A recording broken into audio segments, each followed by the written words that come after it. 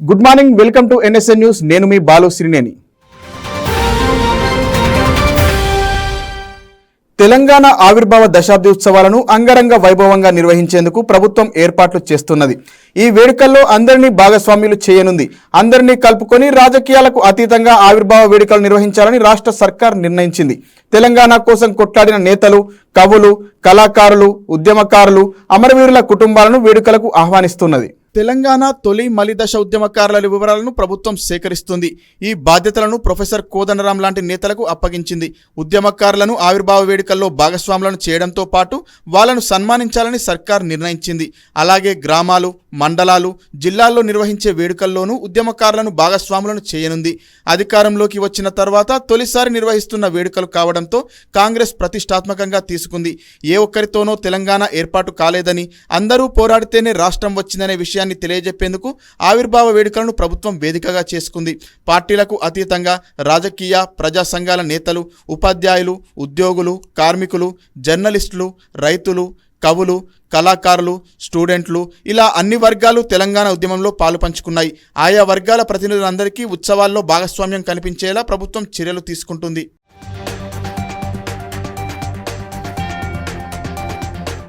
రాష్ట్రంలో మలిదశ ఉద్యమం 2009 నుంచి ఉవ్వెత్తున ఎగిసింది. ఎంతోమంది అమరుల త్యాగాలతో 2014 జూన్ 2న తెలంగాణ ఏర్పాటైంది. ఈ నేపథ్యంలో ఆవిర్భావ వేడుకలకు అమరవీరుల కుటుంబ సభ్యులను ప్రభుత్వం ప్రత్యేకంగా ఆహ్వానించింది. యూపీఏ చైర్పర్సన్ హోదాలో రాష్ట్ర ఏర్పాటులో కీలక పాత్ర పోషించిన సోనియా గాంధీని సీఎం రేవంత్ రెడ్డి స్వయంగా ఆహ్వానించారు. వేడుకల్లో భాగంగా ఆమెను ఘనంగా సన్మానించనున్నారు. మరోవైపు రాజకీయ పార్టీలకు అతీతంగా ఉద్యమంలో కీలక పాత్ర పోషించిన నేతలందరికీ ఆహ్వానాలు పంపించారు. ఈ క్రమంలోనే మాజీ సీఎం కేసీఆర్ ను protocol adviser Harkara Venugopal, protocol director Aravinder Singh కలిసి ఆహ్వాన పత్రిక అందజేశారు.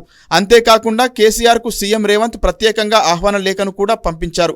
రాష్ట్ర ఆవిర్భావ వేడుకల్లో ఉద్యమ జ్ఞాపకాలను గుర్తు చేసుకునేలా ప్రభుత్వం ఏర్పాట్లు చేసింది. ఉద్యమకారులు, అమరవీరుల కుటుంబాల పేర్లను ఇవ్వాలని నాడు జేఏసీ కన్వీనర్గా పనిచేసిన ప్రొఫెసర్ కోదండరాంను కోరగా ఆయన సర్కార్కు లిస్టు అందజేశారు.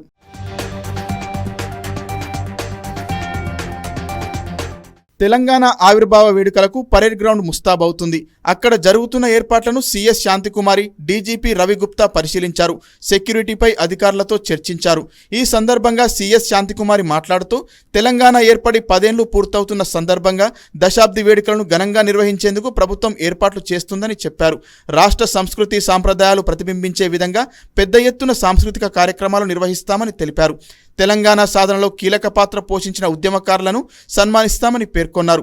దాదాపు 2000 మంది పోలీసులతో భారీ బందోబస్తు ఏర్పాటు చేస్తున్నట్లు వెల్లడించారు.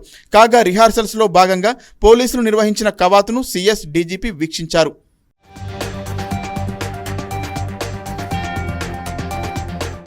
రాష్ట్ర ఆవిర్భావ దినోత్సవం సందర్భంగా ఆదివారం ఉదయం 10 గంటలకు పరేడ్ గ్రౌండ్స్లో నిర్వహించనున్న సభలో పాల్గొనాలని కేసీఆర్కు సీఎం రేవంత్ రెడ్డి ఆహ్వానం పంపించారు. కానీ ఆ సభకు కేసీఆర్ వెళ్లే అవకాశం లేదని బీఆర్ఎస్ నాయకులు చెబుతున్నారు. ఆవిర్భావ దినోత్సవం సందర్భంగా అదే రోజు ఉదయం 10 గంటలకు తెలంగాణ భవన్లో బీఆర్ఎస్ సభ నిర్వహించనుంది. సభలో కేసీఆర్ పాల్గొని ప్రసంగించనున్నారు.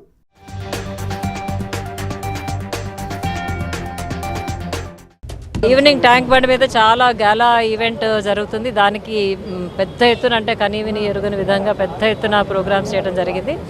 అయితే రేపు ఎల్లుండి జరిగే ఈ గాలా ప్రోగ్రామ్కి రేపు సాయంత్రం నుంచి మేము టూరిస్ట్ అంటే విజిటర్స్ని అలౌ చేయడం జరుగుతుంది. అక్కడ షాపింగ్, ఫన్, ఫెస్టివల్, ఎంజాయ్మెంట్, అన్ని ఎంటర్టైన్మెంట్ కలిపి చాలా పెద్ద ఈవెంట్ జరుగుతుంది. చాలా గొప్పగా ఫైర్ వర్క్స్ కానివ్వండి, కార్నివాల్ కానివ్వండి, చాలా మంచి colourful and grand entertainment programme మన 2వ తేదీ నాడు ఈవినింగ్ 7 o'clockకి ట్యాంక్ బండ్ మీద జరుగుతుంది. అయితే కాకతీయ యూనివర్సిటీ ఎగ్జామినేషన్ బ్రాంచ్ నుంచి డిగ్రీ ఆన్సర్ షీట్స్ ఏకంగా స్టూడెంట్ల ఇంట్లకే వెళ్లాయి.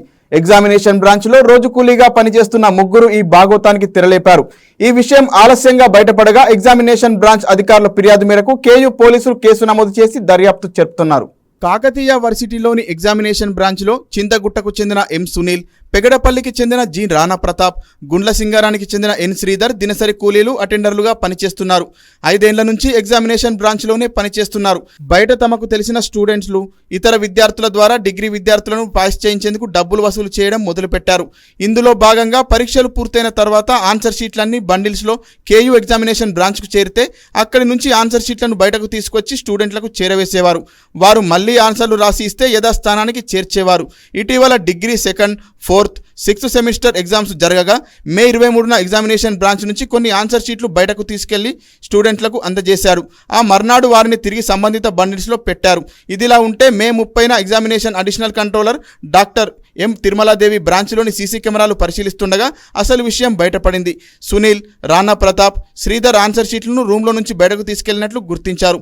Varsity exams controller Narasimhachari, additional controller Tirumaladevi university పోలీసులకు ఫిర్యాదు చేశారు.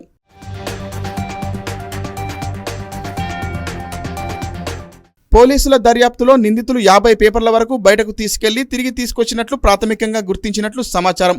ఒక్కో పేపర్కు స్టూడెంట్స్ నుంచి 5,000 నుంచి 10,000 వరకు వసూలు చేసినట్లు తెలుస్తోంది. ఈ 50 మందిలో హనుమకొండలోని ఓ ప్రైవేట్ కాలేజీకి చెందిన స్టూడెంట్సే ఎక్కువ మంది ఉన్నట్లు తెలిసింది.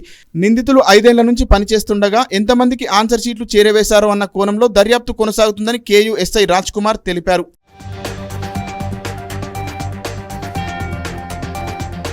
వర్సిటీ ఎగ్జామినేషన్స్ బ్రాంచ్లోని ఆన్సర్ షీట్స్ మూల్యాంకన రూముల్లోకి సిబ్బందికి అందరికీ ప్రవేశం ఉండదు. అవకతవకలు జరిగే ఆస్కారం ఇవ్వకుండా కార్యాలయ సిబ్బంది ప్రవేశానికి కూడా రిస్ట్రిక్షన్స్ ఉంటాయి. అలాంటి గదుల్లో దినసరి కూలీలుగా పనిచేసే 3 ప్రవేశించడం, ఆన్సర్ షీట్లు బయటకు తీసుకెళ్లడంపై అనుమానాలు వ్యక్తమవుతున్నాయి. ఆఫీసులో పనిచేసే అధికారుల సహాయం లేనిదే ఇది సాధ్యం కాదనే అభిప్రాయాలు వ్యక్తమవుతున్నాయి. ఈ నేపథ్యంలోనే తెర వెనుక పలువురు అధికారుల హస్తం ఉందనే ఆరోపణలు వెల్లువెత్తుతున్నాయి.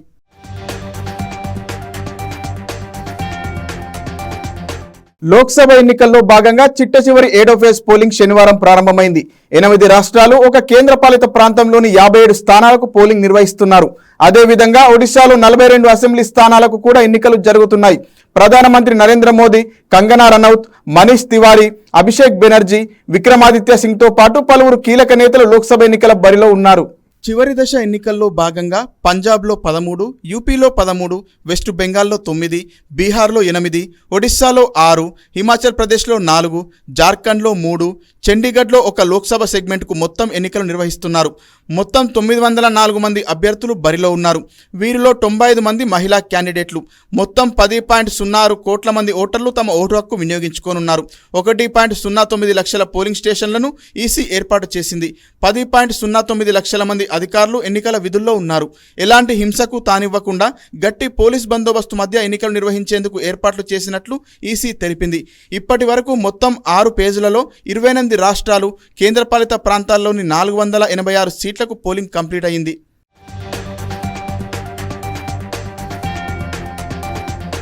ఉత్తరప్రదేశ్లోని వారణాసి లోక్సభ సెగ్మెంట్ నుంచి ప్రధానమంత్రి నరేంద్ర మోదీ వరుసగా 3వసారి పోటీ చేస్తున్నారు.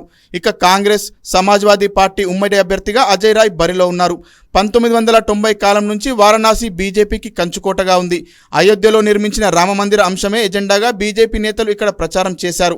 అదేవిధంగా గాజీపూర్ సెగ్మెంట్పై కూడా అందరి దృష్టి ఉంది. ఇక్కడ బీజేపీ తరపున పారస్ నాథరాయ్, ఎస్పీ నుంచి ముఖ్తార్ అన్సారీ సోదరుడు అఫ్జల్ అన్సారీ బరిలో ఉన్నారు. బీహార్లోని పాట్నా సాహిబ్ నుంచి బీజేపీ సీనియర్ లీడర్, మాజీ కేంద్ర మంత్రి రవిశంకర్ ప్రసాద్ బరిలో ఉన్నారు. ఇండియా కూటమిలో భాగంగా రాష్ట్రీయ జనతాదళ్ తరపున అన్షుల్ అభిషేక్ కుష్వానా పోటీలో ఉన్నాడు. ఇదే సెగ్మెంట్ నుంచి 2009, 2014లో బాలీవుడ్ యాక్టర్ శత్రుఘ్న సిన్హా బీజేపీ తరపున గెలిచారు. ఆ తర్వాత ఆయన బీజేపీని వీడారు. పాటలీపుత్ర సెగ్మెంట్ నుంచి మాజీ సీఎం లాలూ ప్రసాద్ యాదవ్ కూతురు మిసా భారతి బరిలో ఉన్నారు. ఇక బీజేపీ నుంచి రామ్ కృపాల్ యాదవ్ పోటీ చేస్తున్నారు.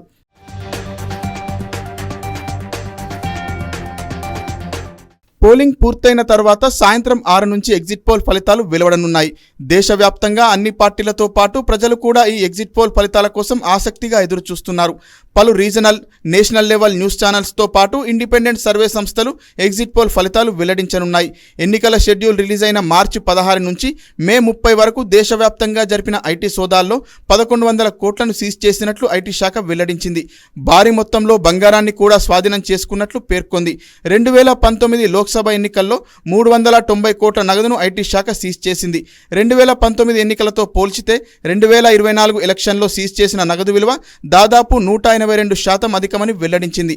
తెలంగాణ, ఏపీ, ఒడిశా సహా పలు రాష్ట్రాల్లో దాదాపు 100 కోట్ల వరకు స్వాధీనం చేసుకున్నారు.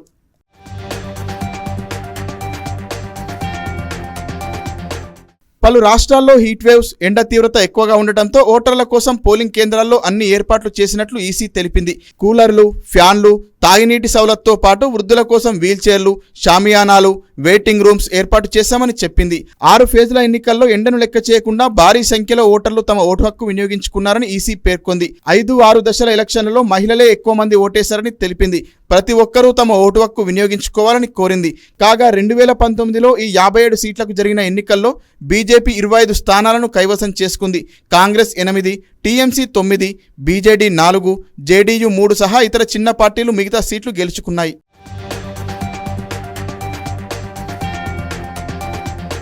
సీఎం వైఎస్ జగన్ విదేశీ పర్యటన పూర్తయింది. శనివారం తెల్లవారుజామున 4 గంటలకు విజయవాడ చేరుకున్నారు జగన్. మరోవైపు విదేశీ పర్యటనలో ఆయన న్యూ లుక్ లో కనిపించారు. Jeans pant, blue shirt, shoes ధరించిన ఫోటోలు ప్రస్తుతం సోషల్ మీడియాలో వైరల్ అవుతున్నాయి. ఆంధ్రప్రదేశ్ ముఖ్యమంత్రి వైఎస్ జగన్మోహన్ రెడ్డి లండన్ పర్యటన ముగిసింది. ఏపీలో ఎన్నికల పోలింగ్ పూర్తయిన వెంటనే వైఎస్ జగన్ కుటుంబ సమేతంగా యూరప్ పర్యటనకు వెళ్లారు. సుమారుగా 15 రోజుల పాటు జగన్ విదేశీ పర్యటనలో ఉన్నారు. అయితే జూన్ 4న ఎన్నికల ఫలితాలు విడుదల కానున్నాయి. విదేశీ పర్యటనను పూర్తి చేసుకుని శనివారం ఉదయానికి విజయవాడ చేరుకున్నారు. శనివారం తెల్లవారుజామున 4 గంటలకు గన్నవరం ఎయిర్పోర్టులో దిగారు జగన్. అయితే ఎప్పుడూ తెల్ల చుక్కాతో కనిపించే వైఎస్ జగన్ ఇలా న్యూ లుక్ లో కనిపించడంతో వైసీపీ శ్రేణులు ఈ ఫోటోలను వైరల్ చేస్తున్నారు.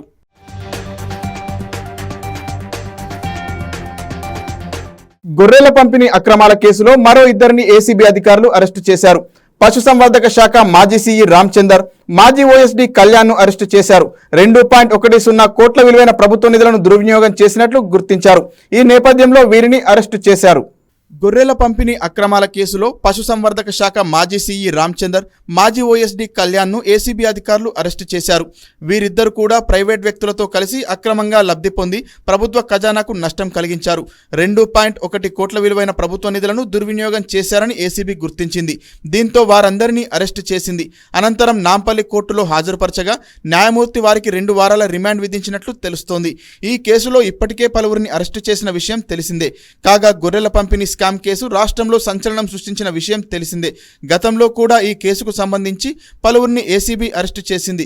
కేసులో తాజాగా అరెస్టు చేసిన వారితో కలిపి ఇప్పటి వరకు మొత్తం 10 మందిని అరెస్టు చేసినట్లు తెలుస్తోంది. ఏసీబీ దూకుడు పెంచడంతో భవిష్యత్తులో ఇంకా ఎవరెవరిని అరెస్టు చేస్తారో అన్న అంశం పశుసంవర్ధక శాఖ వర్గాల్లో టెన్షన్ పుట్టిస్తోంది.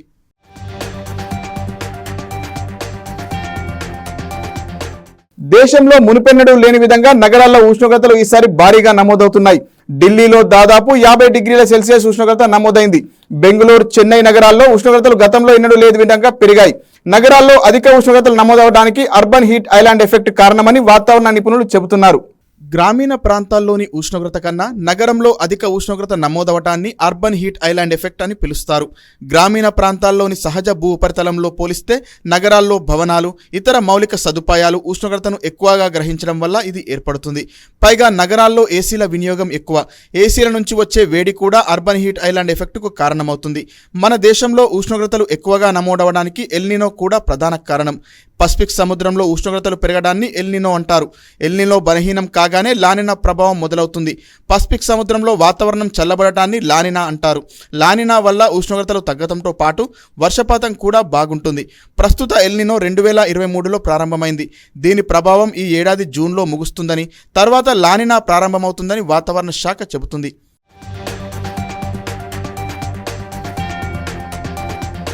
ఉత్తర భారతదేశాన్ని ఎండలు భయపెడుతున్నాయి. రాజస్థాన్, ఢిల్లీ, ఉత్తరప్రదేశ్తో సహా పలు రాష్ట్రాల్లో వడగాల్పుల తీవ్రత పెరిగింది. ఉత్తరప్రదేశ్లో ఎన్నికల విధుల్లో ఉన్నవారు పిట్టల్లా రాలిపోతున్నారు. ఎన్నికల విధుల్లో ఉన్న 23 మంది హోంగార్డులు వడదెబ్బతో మీర్జాపూర్ మెడికల్ కాలేజీలో చేరారు. ఇందులో 6 మరణించినట్లు కాలేజీ ప్రిన్సిపల్ ఆర్మీ కమాల్ తెలిపారు. హై బీపీ, గుండె సమస్యలు, ఇతర వ్యాధులతో వారంతా ఆసుపత్రిలో అడ్మిట్ అయ్యారు. ప్రస్తుతం మరో 2 జవాన్ల పరిస్థితి క్రిటికల్గా ఉన్నట్లు వెల్లడించారు. ఇదిలా ఉంటే ఉత్తరప్రదేశ్లోని సోన్భద్ర జిల్లాలో ఎన్నికల విధుల్లో ఉన్న 2 వ్యక్తులు వడదెబ్బతో మరణించారు. మరో 9 మంది అస్వస్థతకు గురయ్యారని అధికారులు చెప్పారు. వారి పరిస్థితి కూడా విషమంగా ఉందని జిల్లా కలెక్టర్ చంద్రవిజయ్ సింగ్ చెప్పారు. మరణానికి ఖచ్చితమైన కారణాలు తెలియనప్పటికీ వడదెబ్బ లక్షణాలు కనిపిస్తున్నాయని చెప్పారు కలెక్టర్.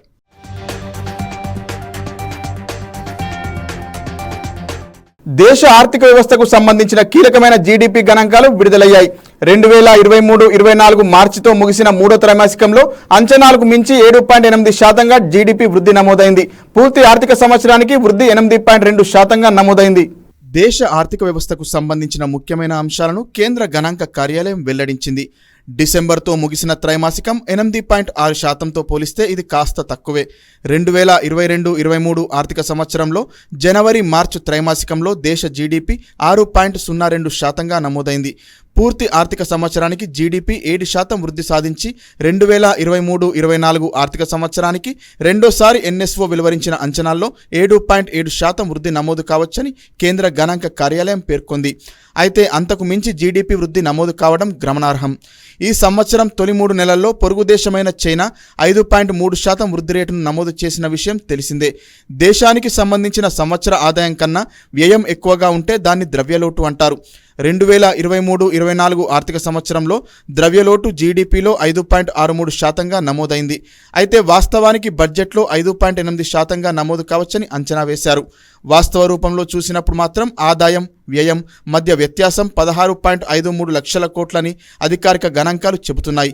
కాగా స్థూలంగా పన్నుల రూపంలో 23.26 లక్షల కోట్లు ప్రభుత్వానికి రాగా వ్యయం 44.42 లక్షల కోట్లుగా ఉంది.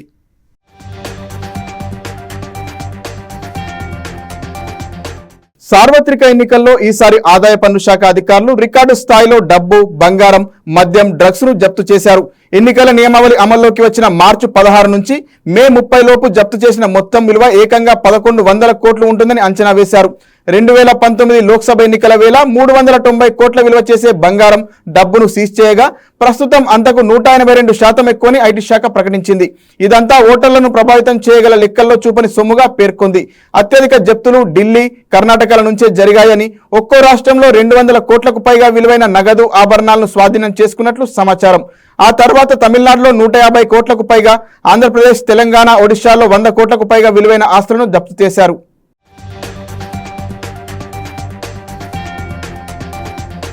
మరిన్ని వార్తలతో మళ్ళీ కలుద్దాం. నమస్కారం.